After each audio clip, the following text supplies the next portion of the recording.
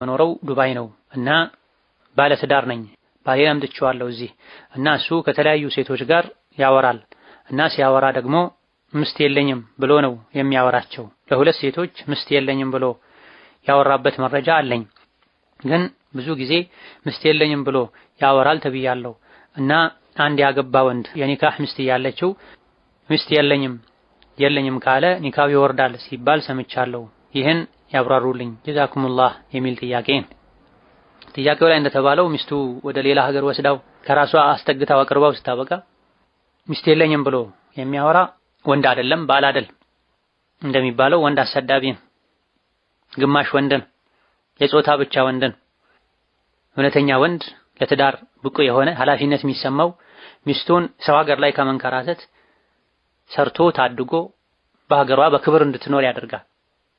ሚስቱ ሌላ ሀገር እየሰራች ከጥያቄው እንደምንረዳው በራሷ ወጪ ወስዳው ሚስት የለኝም ብሎ ማውራት የአቅልም የዲንም ማነስ ነው።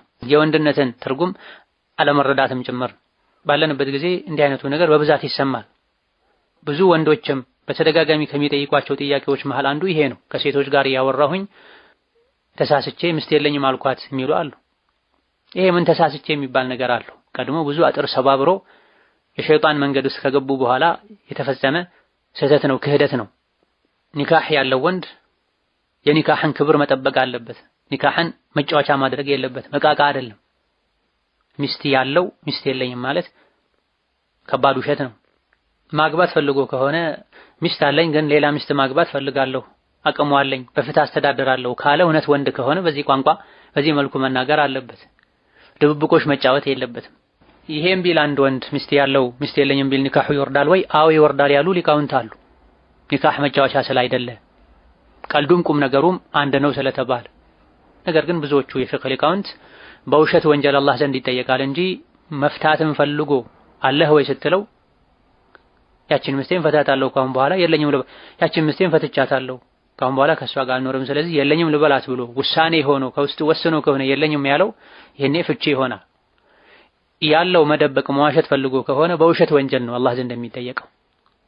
ብዙዎች የመረጡት ይሄን ነው። ነገር ግን የተወሰኑ ሊቃውንት የመረጡት ውሸቱን ቢሆንም ለቀልዱ ቢሆንም ለመደበቅ ብሎ ቢሆንም መፍታትም ባያሰበም ኒካሁ ይወርዳል ስላሉ ይህ ነገር ላይ በጣም መጠንቀቅ ያስፈልጋል። የትዳር ህይወት ጥፍጥና ያጣው በረካ ያጣው ለዚህ ነው። ብዙዎች ኒካህን ቀልድ አድርገውታል፣ መጫወቻ አድርገውታል። ወንዱም ሴቱም አላህን ሊፈራ ወላ ተተኺዱ አያቲ ላሂ ሁዝዋ የሚለውን የቁርአን አንቀጽ ልብ ሊሉ ይገባቸዋል። ኒካህ የአላህ ተአምር ነው።